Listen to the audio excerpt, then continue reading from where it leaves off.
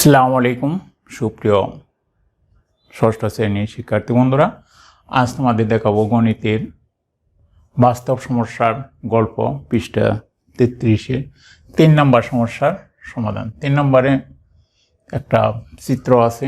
চিত্রটা হলো একটা সামান্তরিকের একটা লম্ব দেওয়া আছে যাকে বলা হয় উচ্চতা। এখানে আমাদের যা বলছে পাশের সামান্তরিকের পরিসীমা 180 মিটার পরিসীমা দেওয়া আছে। পরিসীমা হলো আমাদের 4 বাহুর দৈর্ঘ্যের সমষ্টি দেওয়া আছে আর কি। সামান্তরিক ক্ষেত্রটির ক্ষেত্রফল যৌক্তিক ব্যাখ্যা সহ একাধিক পদ্ধতিতে নির্ণয় করো, মানে একের অধিক পদ্ধতিতে এটার ক্ষেত্রফলটা নির্ণয় করতে হবে।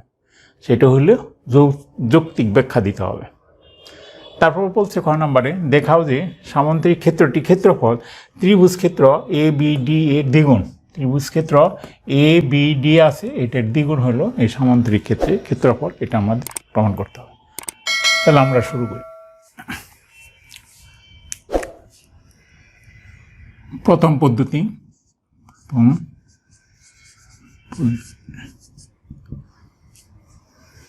তাহলে এখানে আমাদের দেওয়া আছে সামান্তরিকের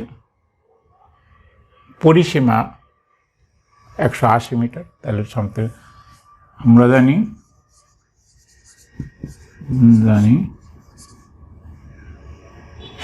সামান্তরিকের পরিসীমা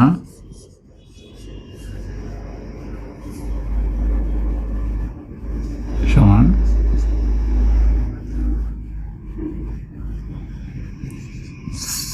4 বাহুর সমষ্টি। তাহলে এখানে 4টে বাহু যোগ করলে যেটা হবে সেটাই হলো আমাদের সামান্তরিকের পরিসীমা। তাহলে এখানে আমাদের যে দেওয়া আছে এটা হলো এই যে ছোট বাহু দেওয়া আছে ক মিটার আর বৃহত্তর বাহু দেওয়া আছে 2 ক মিটার। তাহলে আমরা যদি সামান্তরিকের পরিসীমা নির্ণয় করি, সুতরাং সামান্তরিকের পরিসীমা সমান 2 গুণন, তাহলে দৈর্ঘ্য বরাবর হলো 2 ক যোগ প্রস্থ বরাবর ক। তাহলে যেহেতু দৈর্ঘ্য 2টা সমান এবং আর 2টা বাহু সমান, বিপরীত বাহুগুলো সমান, তাহলে আমরা ওই 2টা যোগ করলাম এত মিটার। এটার আমরা লিখতে পারি 2 × 3 ক মিটার ইকুয়াল টু 6 ক মিটার। তাহলে এখানে আমাদের দেওয়া আছে যে পরিসীমা হলো 180 মিটার। আমরা এখান থেকে ক এর মান বের করব। তো শর্ত মতে 6 ক ইকুয়াল টু 180 বা ক ইকুয়াল টু 180 ভাগ 6 দিয়ে এটার ভাগ করলে সুতরাং ক ইকুয়াল টু 30। তার মানে আমাদের একটা বাহু 30 মিটার, তার বিপরীত বাহু 30 মিটার। আমাদের দৈর্ঘ্য বরাবর বাহুর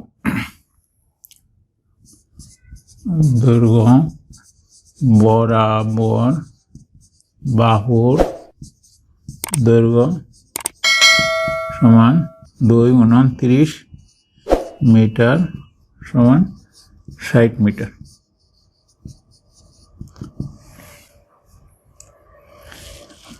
তাহলে এটা আমরা বাহুর দৈর্ঘ্য পেয়ে গেলাম, 4টা বাহুর দৈর্ঘ্য পেয়ে গেছি।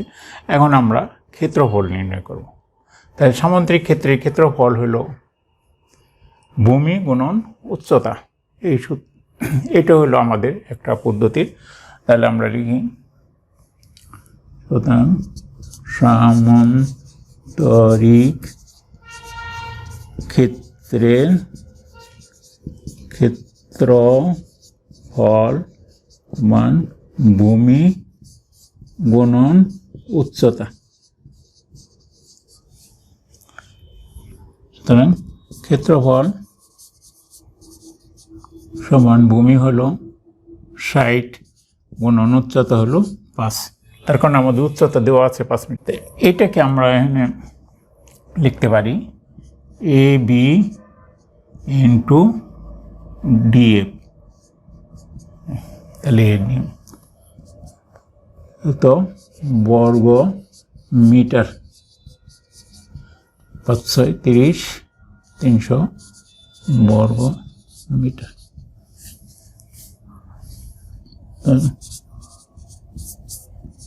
300 বর্গ মিটার। এটা হলো আমাদের একটা পদ্ধতি ক্ষেত্রফল নির্ণয় করা। এখন আমরা দ্বিতীয় পদ্ধতিতে করি। দ্বিতীয় পদ্ধতি হলো আমাদের এই পুরাটাই এটুকু করতে হবে, বাহুর দৈর্ঘ্য আমাদের নির্ণয় করতে হবে। বাহুর দৈর্ঘ্য নির্ণয় করার পরে আমরা এখান থেকেই শুরু হবে দ্বিতীয় পদ্ধতি। এখান থেকে আমরা এইটুকু লিখব সরাসরি, লেখার পরে তারপরে আমরা দ্বিতীয় পদ্ধতি বাকি। তাহলে আমরা এইটুকু শর্ত মতে আমরা এখান থেকে লিখতে পারি। তাহলে এ হয় 2 গুণন 2 ক যোগ ক ইকুয়াল টু 180। তার মানে আমাদের যে পরিসীমা আছে সূত্রটা সেখান থেকে লিখলাম, এখান থেকে আমরা ক এর মান বের করব। তাহলে এখানে 2 গুণন 3 ক ইকুয়াল টু 180 বা ক ইকুয়াল টু 180 ডিভাইডেড বাই 2 গুণন 3, তাহলে ক ইকুয়াল টু 30 মিটার। দৈর্ঘ্য বরাবর দৈর্ঘ্য বা অপর বাহুর দৈর্ঘ্য সমান 2 গুণন 30 বা 60 মিটার। এখন আমরা বলতে পারি যে সামান্তরিকের কর্ণ সামান্তরিককে দুইটি সমান ত্রিভুজ ক্ষেত্রে বিভক্ত করে। সামান্তরিকের কর্ণ সামান্তরিককে দুইটি সমান ত্রিভুজ ক্ষেত্রে বিভক্ত করে।